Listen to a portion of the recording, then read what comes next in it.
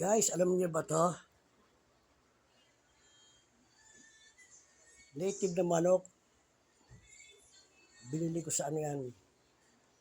At inadobo yan ng tuyo. At ipiprito mo naman ngayon. Okay. Ayan.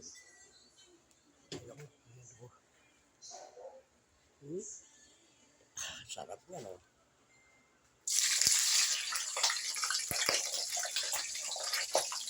At magpiprito tayo ng talong. Ay, talong okra. Yan.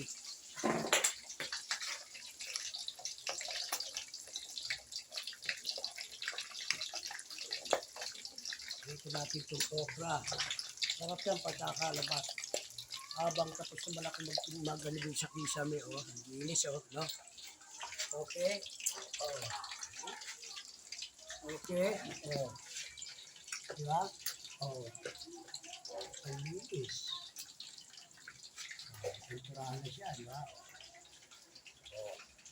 Diba? Oh. Sakit lang, diba? Dito. Naso na lang dito. Ngayon ang pagpintura ng overhead. Dito muna tayo, guys. Baka nyo yung maluluto nito. Napakasarap dito. Kukulo na yung tiyan ko, sinusog ko yung ano ko. Sinusog ko yung sugar ko. Pag nagugutom na yung tiyan ko, yak, nangihina na ako doon. Pag nangihina ka, gutom ka na, sugar mo tumataas. Wala ka, makakatin ka na ng pagkain. Hindi pa ako sa isang higat-tirag sa repalaw.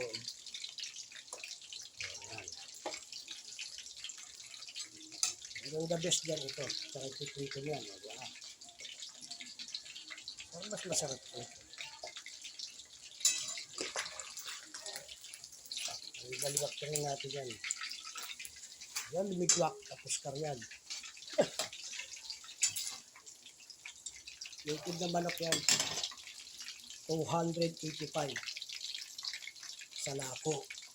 Lalako, galing Batangas. Hindi mo sila bibilihan, kawawa naman. Diba? Bilihan mo na. Hindi mo tinda pa ng Manila yun, iikot lang dito sa Pandakan. Hindi ka ng tangalian mo. Native na manok. Bis lang yan. Tirahin natin na reels. Wala pa akong YouTube. Ang dami na naman. Busy nga, busy. Ha? Okay. Kain muna tayo. Tapos, ha? Ha?